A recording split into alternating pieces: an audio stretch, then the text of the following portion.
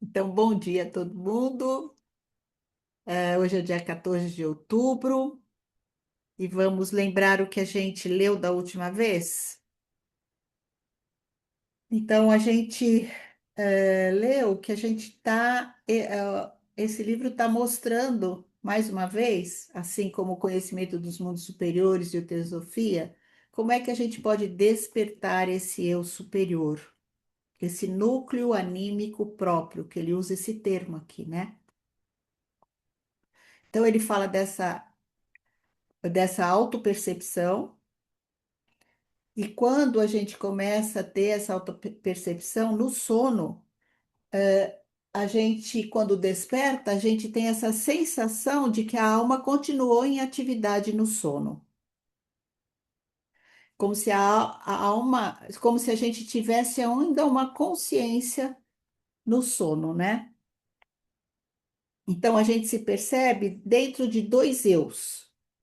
O primeiro é esse núcleo anímico, esse núcleo essencial anímico, né? E o segundo é como se esse segundo ser, esse eu superior, estivesse fora da nossa entidade. E para isso, ele fala que a gente precisa trabalhar muito a nossa disciplina, ter uma disciplina, né? Ter essa vontade, e o Steiner fala em muitos textos que o que nós temos de mais fraco hoje é a vontade.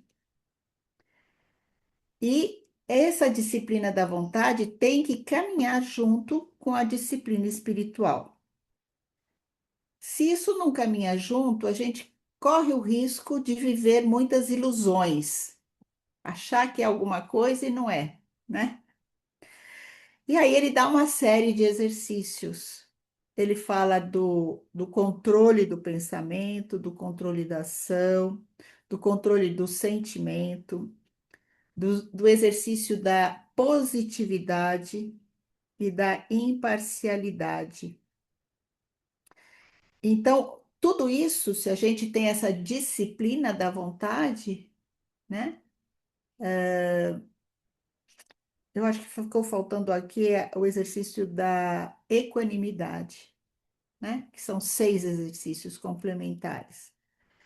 E ele diz que se a gente se esforça, nesses exercícios, a gente pode começar a perceber as nossas falhas e também a gente tem um fortalecimento da nossa vida interior e afetiva. E ele também fala dessa questão da ética e da moral, né? Que também é esse exercício de, quando a gente faz esses exercícios, a gente se aproxima muito dessa questão da ética e da moral, que é fundamental quando a gente vai trilhar um caminho de iniciação, né? A gente poderia dizer. Então, acho que basicamente é isso. A gente já falou bastante desse controle do pensamento, controle da vontade, controle do sentimento, e esses outros 3 exercícios, positividade, equanimidade e imparcialidade, nos outros livros que a gente leu, né? Tem alguma dúvida, alguma questão? Continuamos? A gente está na página 243, no primeiro parágrafo. Isso? Posso ler? É importante que o discípulo espiritual consiga intensificar as mencionadas faculdades em grau cada vez mais elevado. O domínio dos pensamentos e sensações deve ser levado ao ponto de a alma adquirir o poder de estabelecer períodos de perfeita calma interior, nos quais a pessoa mantém afastado de seu espírito e de seu coração tudo que a vida cotidiana exterior traz consigo de alegria e sofrimento, satisfações e pesares, e até mesmo de deveres e exigências. Em tais momentos, só deve ser admitido na alma aquilo que ela mesma quer admitir no estado de aprofundamento. Diante disso, pode impor-se facilmente um preconceito. Poderia surgir a opinião de que a pessoa se aliaria da vida e de seus deveres, caso se subtraísse a estes com o coração e o espírito durante certos períodos por dia. Na realidade, porém, isso não ocorre. Quem se entregasse da maneira descrita a períodos de tranquilidade e paz interiores, receberia deles tanta e tão intensa força também para as tarefas da vida exterior, que seu desempenho não só não pioraria, mas seria certamente melhor. É de grande valia, em tais períodos, a pessoa se desprender por completo de pensamentos relativos a seus assuntos particulares, elevando-se ao que concerne não somente a ela, mas principalmente ao ser humano em geral.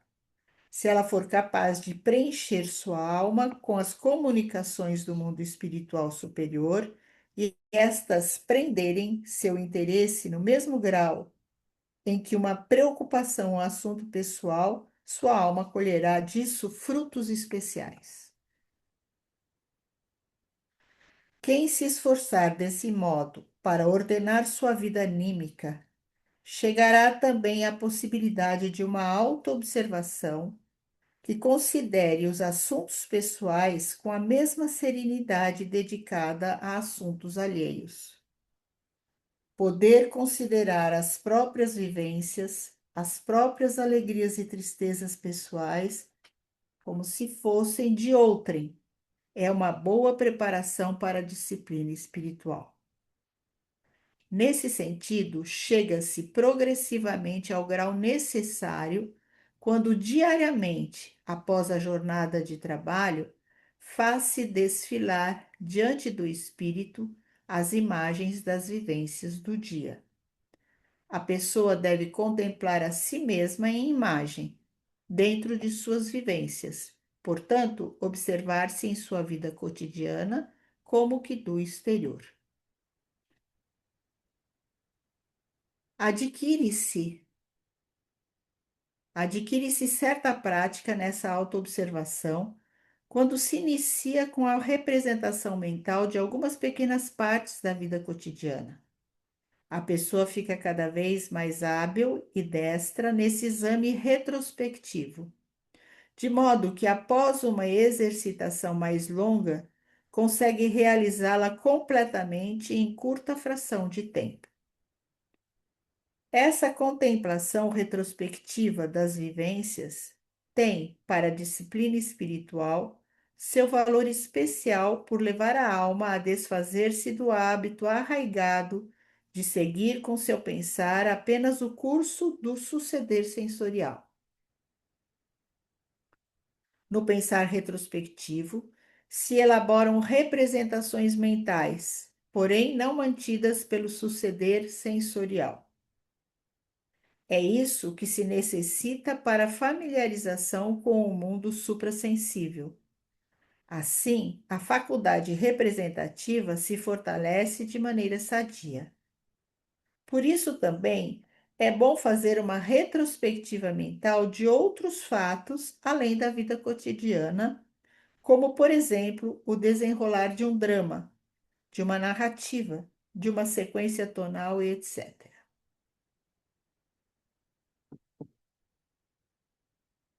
O ideal para o discípulo espiritual será cada vez mais portar-se diante dos acontecimentos da vida, de modo a deixá-los aproximar-se com serenidade e tranquilidade anímica interior, julgando-os não segundo sua disposição anímica, mas segundo o significado e o valor inerentes a eles. É justamente observando esse ideal que ele criará a base anímica para poder entregar-se aos aprofundamentos descritos acima, a partir de pensamentos e sensações simbólicos e outros.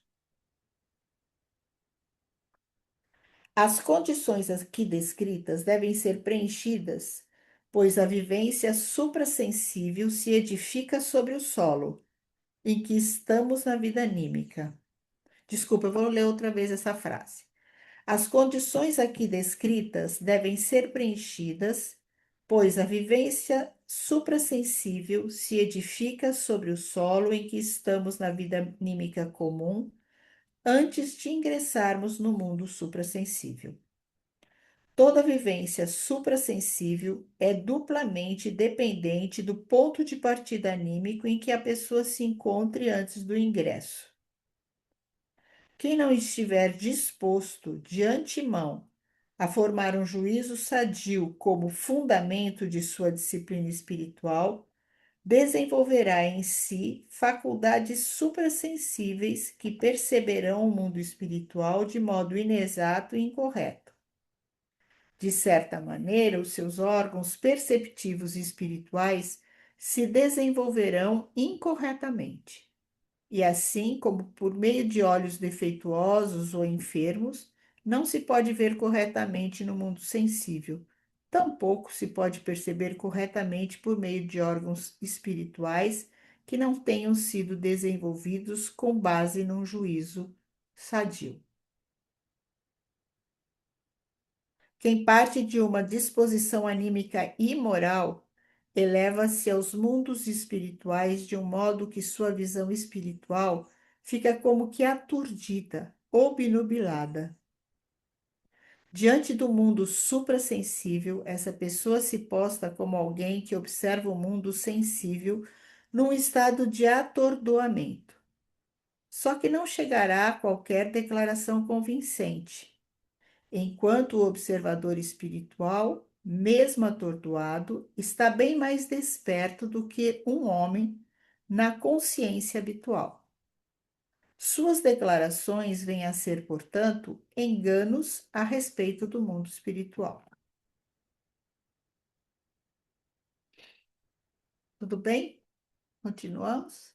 Então, ele fala aqui do exercício da retrospectiva, né? Indicado para ser feito diariamente. E agora vem o conhecimento imaginativo.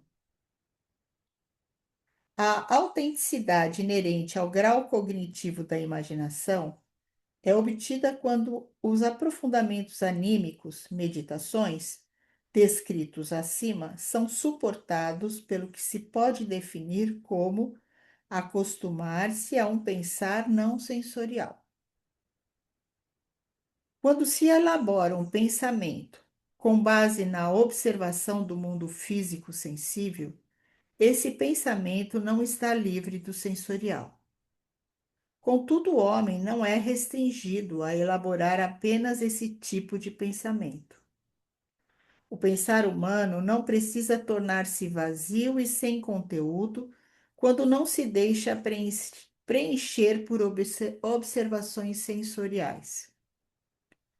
O caminho mais seguro e mais indicado para o discípulo chegar a esse pensamento não sensorial consiste em tornar propriedade de seu pensamento os fatos do mundo superior que lhe são comunicados pela ciência espiritual. Tais fatos não podem ser observados pelos sentidos físicos, porém ele notará que para poder compreendê-los, basta-lhe ter paciência e perseverança suficientes. Sem disciplina, não se pode pesquisar no mundo superior e nem mesmo fazer observações nesse âmbito.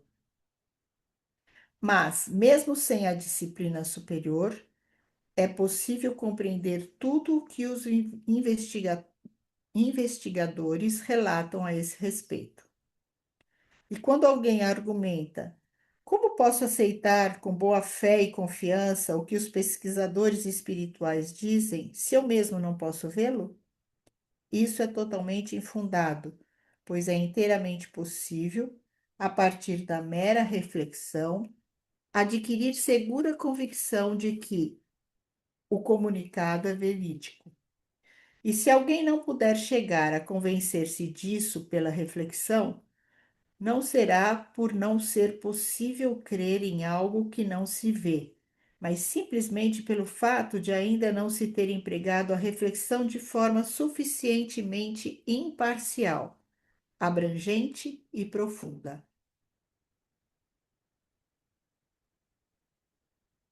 Para ter clareza, tudo bem, Ana? Será que você não pode voltar esse pedacinho? Ficou confuso para mim. Qual? Da onde? A última frasezinha. E se alguém não puder chegar aqui, Isso. a convencer-se disso pela reflexão, não será por não ser possível crer em algo que não se vê, mas simplesmente pelo fato de ainda não se ter empregado a reflexão de forma suficientemente imparcial, abrangente e profunda. Agora entendi. Tinha ficado confuso. Obrigada. Para ter clareza neste ponto, deve-se ponderar que, empreendendo um enérgico esforço interior, o pensamento humano é capaz de compreender mais do que geralmente presume. Em verdade, no próprio pensamento já reside uma entidade interior que está em conexão com o mundo suprassensível. Normalmente, a alma não está consciente dessa conexão, pois está acostumada a aplicar sua faculdade pensante apenas ao mundo sensorial. Por isso, considere incompreensível o que lhe é comunicado pelo mundo suprassensorial. Isso, porém, é compreensível não apenas a um pensamento educado pela disciplina espiritual, mas a todo pensar que esteja consciente de sua plena força e queira servir-se delas. Pelo fato de apropriar-se ininterruptamente do que a pesquisa espiritual tem a dizer, a pessoa se acostuma a um pensar que não toma seu conteúdo das observações sensoriais. Ela aprende como no interior da alma os pensamentos se entretecem e se buscam mutuamente, mesmo que as associações entre eles não sejam provocadas pelo poder da observação sensorial. O essencial nesse caso é adquirir ciência de como o mundo do pensamento possui vida interior própria e de como, ao realmente pensar, a pessoa já se encontra no domínio de um mundo vivo suprassensível. Ela diz a si mesma: dentro de mim existe algo que cultiva um organismo composto de pensamentos. No entanto, eu sou uno com esse algo. Assim, na entrega ao pensamento não sensório, percebe-se a existência de algo essencial que aflui para a nossa vida interior, do mesmo modo como as qualidades das coisas sensoriais nos afluem através de nossos órgãos físicos na observação sensorial. Lá fora no espaço, diz o observador do mundo sensível, há uma rosa, ela não me é estranha, pois se me revela por sua cor e sua fragrância. Ora, basta alguém ser suficientemente imparcial para dizer a si próprio, quando o pensamento não sensorial trabalha nele: estou tendo a revelação de algo essencial que dentro de mim associa um pensamento a outro, formando um organismo de pensamentos. Existe, porém, uma diferença entre as sensações frente ao que o observador do mundo exterior sensível tem à vista e aquilo que se revela essencialmente no pensamento não sensorial. O primeiro observador sente-se situado exteriormente à rosa, e aquele que está entregue ao pensamento não sensorial experimenta o elemento essencial que se revela nele como algo dentro de si. Ele se sente uno com esse elemento. Quem, mais ou menos conscientemente, só quer admitir como essencial aquilo que se lhe defronta como objeto exterior, não poderá, na verdade, experimentar o seguinte sentimento: aquilo que é essencial em si também pode revelar-se a mim pelo fato de eu estar ligado a ele como numa unidade. Para enxergar corretamente nesse sentido, deve-se poder ter a seguinte vivência interior. Deve-se aprender a distinguir entre as associações de ideias criadas por arbítrio próprio e aquelas que se vivenciam interiormente ao se fazer silenciar esse arbítrio pessoal.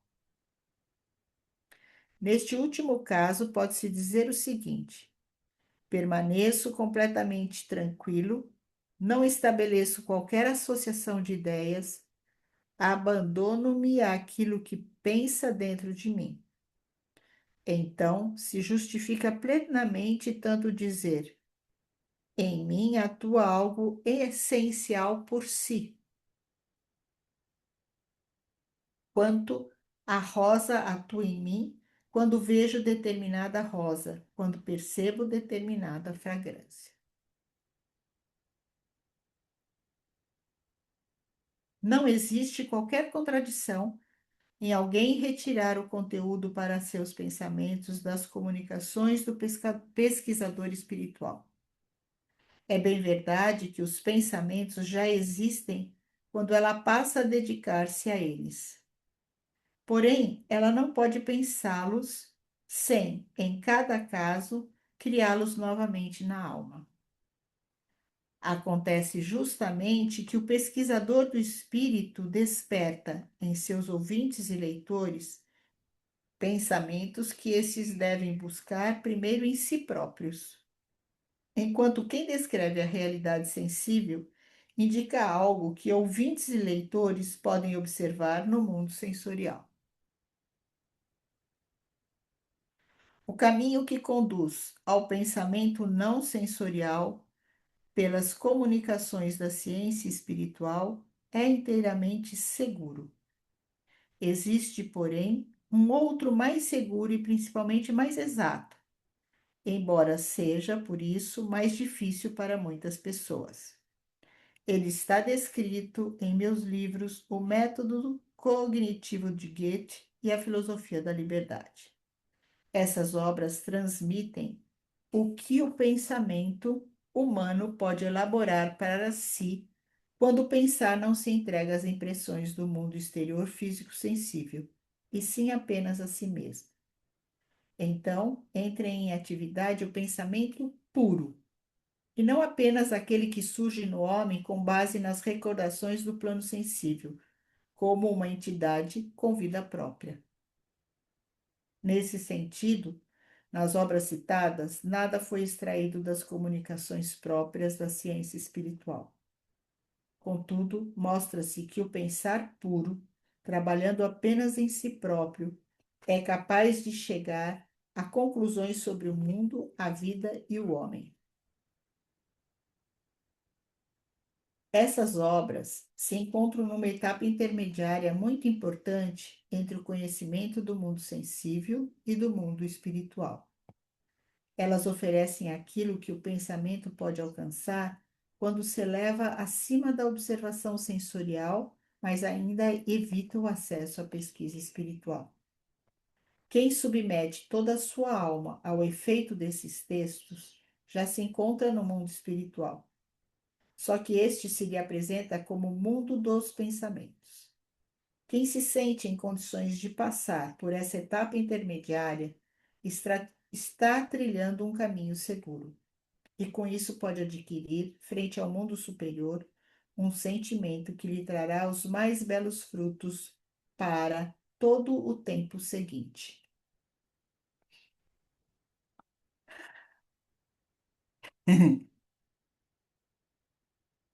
Então, aqui fica para mim, né, que ele fala primeiro dessa imparcialidade, né? Ele está falando disso, né? De que você tem que aceitar aquilo que é novo e não ficar preso àquelas regras que a gente já tem, né? E daí fica mais fácil esse fluir do mundo espiritual, quando você não faz essa barreira inicial, né? Pelo menos eu estou entendendo dessa forma. É engraçado, Eliane, para mim dá uma sensação que você tem que ter um distanciamento frente aos fatos, né? para fazer essa observação, para a coisa não se misturar. É isso que para mim fica. E foi engraçado porque eu comecei a ler aquele livrinho lá que é da Prática do Pensamento. Como é que é? Esqueci o título. Ação prática do pensamento. E ele fala umas coisas que esbarra bem nisso, né? Exatamente. E Quando ele aí, faz aquela analogia que você está dentro do vagão, como se estivesse você empurrando o vagão, né? E assim, como a gente não tem essa forma prática do pensar, porque a gente se mistura mesmo com o fato e com aquilo que se parece, né? Que exatamente. é, o mais, é muito difícil, Eliana, assim. Ai, mas não é só para você, é para todo mundo é difícil. Quando ele fala assim, para não formar uma linha de pensamento, que ele fala na página anterior, é uma coisa que eu faço direto. É difícil, muito difícil, né? É como E- se fosse. mas tem dias melhores e tem dias piores, né? Ah, sim, sim. Isso que é o bom, que É, existe uma possibilidade aí. existe uma possibilidade. Assim, é um presente para a gente, né? Que é uma forma de aprendizado, né? De rever as coisas, né? Mas assim impacta, né? Porque impacta, você começa a questionar a vida, né? Sim, tá que tá tudo. Uhum. Então, eu acho que nesse começo desse subitem do conhecimento imaginativo, também ele fala que tudo isso está dentro da gente, né? A gente tem tudo isso em adormecido dentro da gente. E esses exercícios vão despertar tudo isso, né?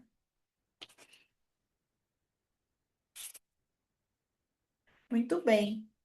Que horas nós temos, Cris? Dá para continuar, né? Ah, dá. Os órgãos do corpo astral.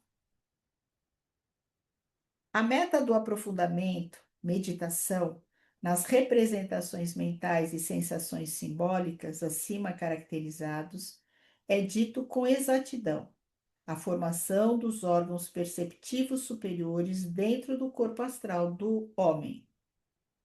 A princípio, eles são criados da substância desse corpo astral. Esses novos órgãos de observação comunicam um novo mundo, onde o homem vem a conhecer a si próprio como um novo eu. Esses órgãos novos já se distinguem dos órgãos de observação do mundo físico sensível pelo fato de serem órgãos ativos.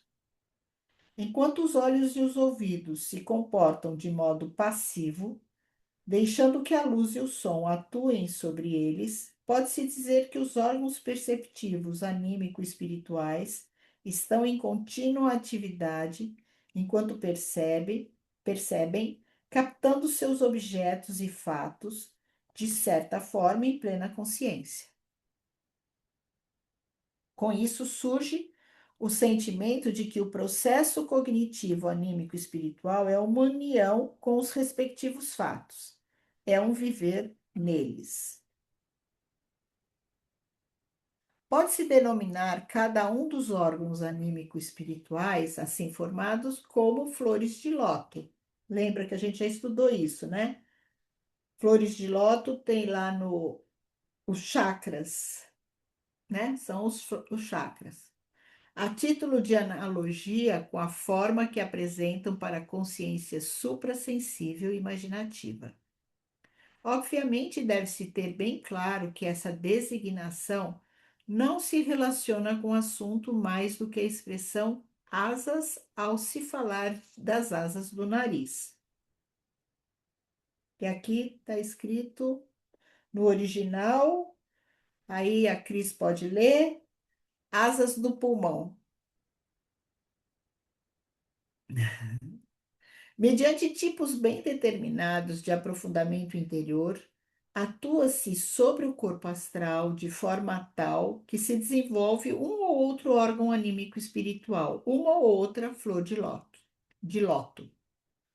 Depois de tudo que foi exposto nesse livro, deveria ser supérfluo ressaltar que não se deve imaginar esses órgãos de observação como algo cuja representação numa imagem sensorial seja uma reprodução de sua realidade. Esses órgãos são justamente suprassensíveis, consistindo numa atividade anímica determinadamente formada, e existem somente na medida e no tempo em que essa atividade anímica é exercida.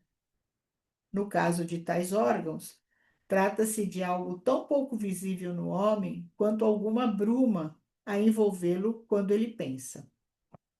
Quem quiser a todo custo representar o suprassensível como algo sensível, fatalmente incorrerá em mal-entendidos. Apesar de supérflua, esta observação cabe aqui porque repetidamente se encontram adeptos do suprassensível que só querem ter algo sensorial em suas representações. E também porque sempre existem oponentes ao conhecimento suprassensível, acreditando que o pesquisador do espírito fala de flores de lótus como sendo formações sensoriais mais sutis. Toda meditação regrada, visando ao conhecimento imaginativo, tem seu efeito sobre um ou outro órgão. Em meu livro Conhecimento dos Mundos Superiores, são dados alguns métodos para a meditação e exercício que atuam sobre um ou outro órgão. Uma disciplina metódica direciona e organiza de tal forma os diversos exercícios do discípulo espiritual que os órgãos em questão podem desenvolver-se simultânea e sucessivamente de maneira adequada. Esse desenvolvimento implica em muita paciência e perseverança por parte do discípulo. Quem possui apenas a medicina quem possui apenas a medida de paciência que, via de regra, é oferecida ao homem pelas circunstâncias habituais da vida, não alcança grande coisa, pois demora muito, às vezes muitíssimo tempo, para os órgãos estarem desenvolvidos a ponto de o discípulo poder utilizá-los para as percepções do mundo superior.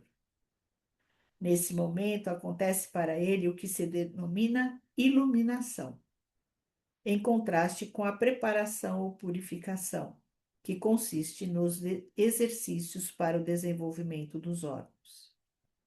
Fala-se em purificação porque, para certo domínio da vida interior, mediante os exercícios adequados, o discípulo se purifica de tudo o que provém apenas do mundo da observação sensorial. Pode perfeitamente acontecer que, mesmo antes da iluminação propriamente dita, a pessoa tenha repetidos vislumbres de um mundo superior. Ela deve recebê-los com gratidão, pois estes já podem torná-la testemunha do mundo espiritual. Contudo, não deverá vacilar caso isso não ocorra durante seu período preparatório, que talvez lhe pareça muito longo. Quem incorre na impaciência, porque ainda não vê nada, não chegou à relação adequada com o mundo superior. Só terá compreendido esta última quem considerar os exercícios praticados na disciplina como uma meta em si. Na verdade, esses exercícios constituem o trabalho junto a um elemento anímico espiritual, ou seja, junto ao próprio corpo astral. E é possível sentir, mesmo que não se veja. Estou trabalhando de modo anímico e espiritual. Só não tendo previamente determinada opinião sobre o que se quer ver, é que não se experimenta esse sentimento. Então, se torna por nada algo que, na verdade, é incomensuravelmente significativo. No entanto, seria bom observar sutilmente tudo o que se vivencia durante os exercícios, o qual é fundamentalmente diverso de todas as vivências no mundo sensorial. Então, a pessoa já notará não estar trabalhando em seu corpo astral como se numa substância indiferente. Neste vive um mundo totalmente distinto, do qual nada se sabe ao longo da vida sensorial. Entidades superiores atuam sobre o corpo astral, tal como o mundo exterior físico-sensorial atua sobre o corpo físico. e a pessoa se choca com a vida superior em seu próprio corpo astral, quando não se esquiva dela. Se alguém diz repetidamente, nada percebo, isso quase sempre significa que imaginou a percepção como devendo parecer assim ou assado. E como nada vê do que imaginou, diz então, nada vejo. Quem, no entanto, adota a correta atitude interior em relação aos exercícios da disciplina espiritual, terá cada vez mais nesses exercícios algo que amará por vontade própria. Mas então saberá que, pelo próprio fato de exercitar-se, já se encontra no mundo anímico espiritual, esperando com paciência e resignação o que sucederá posteriormente. É nas seguintes palavras que essa atitude interior pode vir da melhor forma à consciência do discípulo. Quero fazer tudo o que me couber em matéria de exercícios, e sei que na época apropriada virá ao meu encontro o tanto que me for importante. Não anseio impacientemente por isso, mas estou me preparando para recebê-lo. Por outro lado, tampouco caberia objetar. O discípulo deve, portanto, tatear no escuro por um tempo, quiçá incomensuravelmente longo, pois só poderá saber se está no caminho certo ao obter algum resultado. Acontece que não é apenas o resultado do conhecimento que demonstra o acerto do exercício. Quando o discípulo procede corretamente em relação aos exercícios, a satisfação que ele próprio tem ao exercitar-se lhe proporciona a clareza de estar fazendo algo correto, e não apenas o resultado.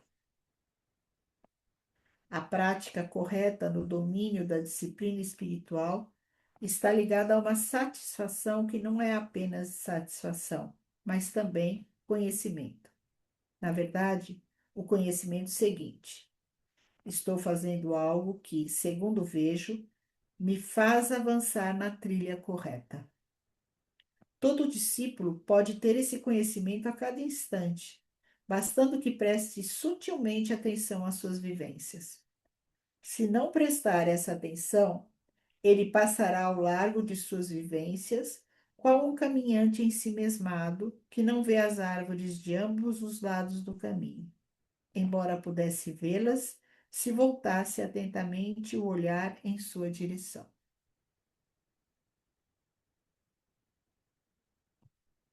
Não é absolutamente desejável acelerar a obtenção de um resultado diverso daquele que normalmente surge dos exercícios, pois facilmente este poderia representar apenas uma ínfima parte do que deveria ocorrer realmente.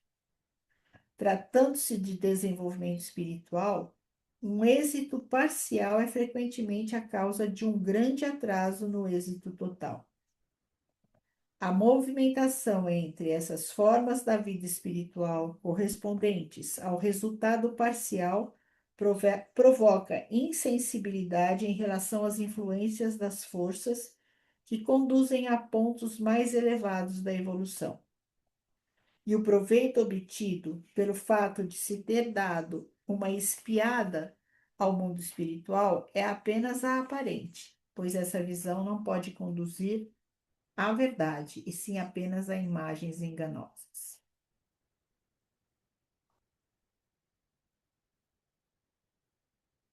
Muito bom? Continuamos?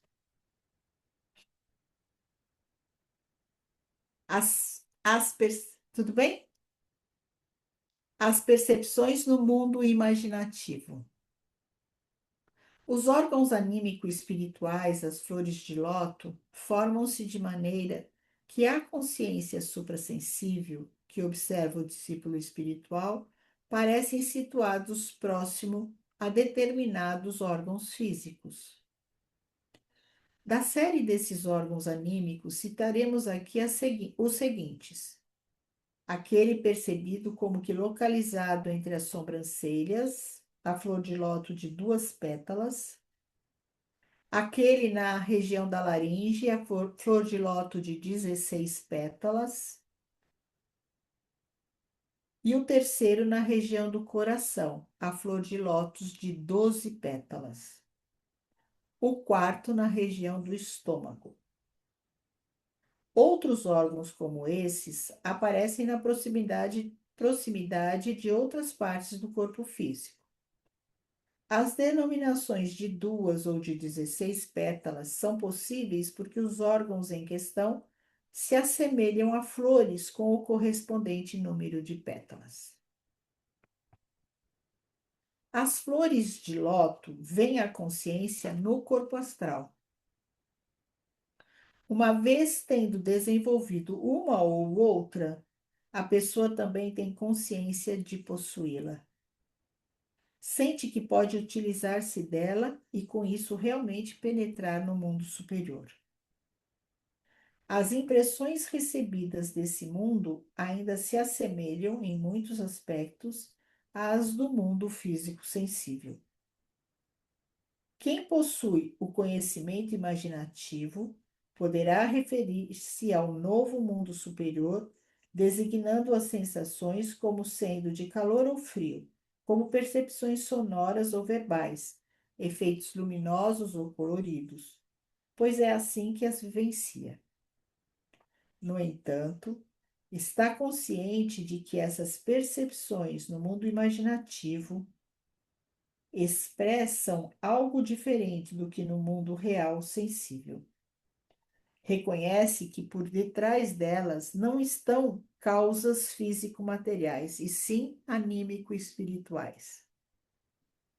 Quando experimenta algo como uma impressão calórica, não a atribui, por exemplo, a um pedaço de ferro quente.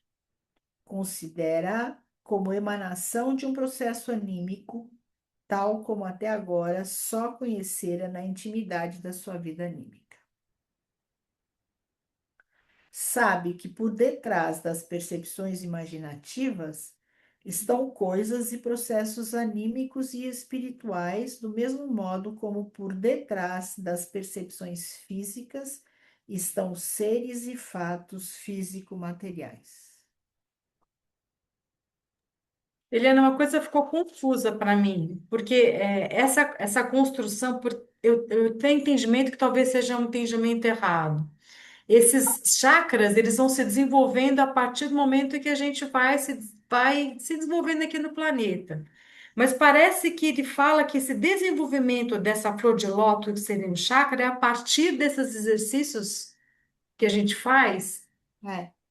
Ele fala disso. O que eu entendo é que a gente tem, por exemplo, a flor de lótus de 16 pétalas, a gente já leu no outro livro, Sim. 8 já estão despertas, né? E agora, fazendo esses exercícios, você consegue despertar as outras que estão lá dormentes, né? Naquele mesmo chakra, seria isso? É, Ah, tá. tá? Entendi, agora eu entendi. E para cada um dessa flor de lótus, ele vai sugerir exercício para despertar, né? Cada um tem exercícios específicos. A gente já leu lá no Conhecimento dos Mundos Superiores, tá? É que para mim ficou confuso agora, porque no meu entendimento, a gente já, nessa nossa própria evolução dentro dessa encarnação, esses chakras, eles vão como se fosse amadurecendo, a gente nasce com eles, mas na verdade ele está falando de um plus, né? É, É de um ele- despertar maior, né? A partir desses exercícios, esses órgãos sensoriais, esses órgãos novos que a gente adquire depois dos exercícios, né? É isso? é isso. Então, metade dessa flor de lótus já está acordado dentro de você. A partir desses exercícios, você vai despertar a outra metade. Metade a gente já ganhou, de graça. Que bom, hein? Obrigada, Eliana, pela ajuda. Pelo menos é isso que eu me lembro, né, Cris? É isso. Muito bem. E agora eu me perdi onde eu estou. Está no último parágrafo. A esta semelhança, é isso? A essa semelhança entre o mundo imaginativo e o mundo físico, se acrescenta, contudo, contudo, uma significativa diferença. No mundo físico, existe algo que no mundo imaginativo se apresenta de forma completamente diversa. Naquele pode ser observado um contínuo surgimento e desaparecimento das coisas, uma alternância entre nascimento e morte. No mundo imaginativo, em lugar desse fenômeno, entra uma contínua transformação de uma em outra. No mundo físico se vê, por exemplo, uma planta fenescer. No mundo imaginativo, na mesma medida em que a planta murcha, evidencia-se o surgimento de outra formação, fisicamente imperceptível, na qual progressivamente se transforma a planta que fenece. Uma vez desaparecida a planta, ocupa seu lugar essa formação plenamente desenvolvida. Nascimento e morte são ideias que perdem seu sentido no mundo imaginativo. Em seu lugar entra o conceito da transformação de um no outro. É por esse motivo que são acessíveis ao conhecimento imaginativo as verdades sobre a natureza do homem expostas nesse livro no capítulo A Essência da Humanidade. A percepção físico-sensorial são acessíveis apenas os processos do corpo físico, os quais se desenrolam no domínio do nascimento e da morte. Os outros membros da natureza humana, o corpo vital, o corpo das sensações e o eu, estão submetidos à lei da transformação, e sua percepção é facultada ao conhecimento imaginativo. Quem progrediu até este último percebe como do corpo físico se desprende aquilo que continua a viver sob outra forma de existência após a morte. Gente, isso aqui é lindo, não? Muito. Olha, acabamos no tempo.